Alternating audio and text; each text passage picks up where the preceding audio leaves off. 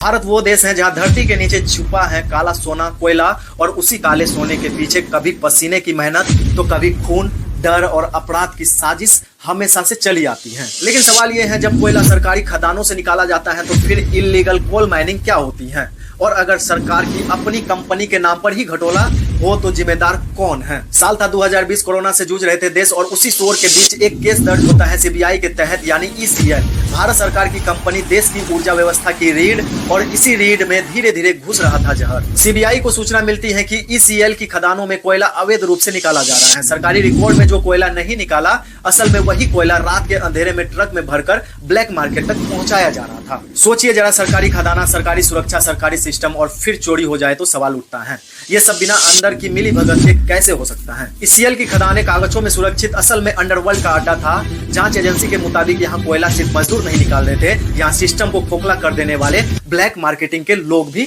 यहाँ से कोयला निकाल रहे थे। स्थानीय गुंडे, माफिया नेटवर्क और अंदर बैठे अधिकारी सब मिलकर एक ऐसा नेटवर्क बना चुके थे जहाँ कानून सिर्फ नाम का रह गया था। और इसी नेटवर्क का एक नाम जांच में बार बार उभर रहा था, अनूप माझी। एक लोकल नाम, लेकिन असर ऐसा जैसे पूरे इलाके इसी के इशारे पर चलता हो। ट्रक, रूट, चेक पोस्ट सब कुछ पहले से सेट था। कोयला निकालता बिना रॉयल्टी, बिना परमिट, और सीधे पहुंच जाता ब्लैक मार्केट। ईडी का आरोप है कि जो पैसा इस अवैध कोयले से कमाया गया वो सीधे बैंक में नहीं गया, वो सेल कंपनियों में गया।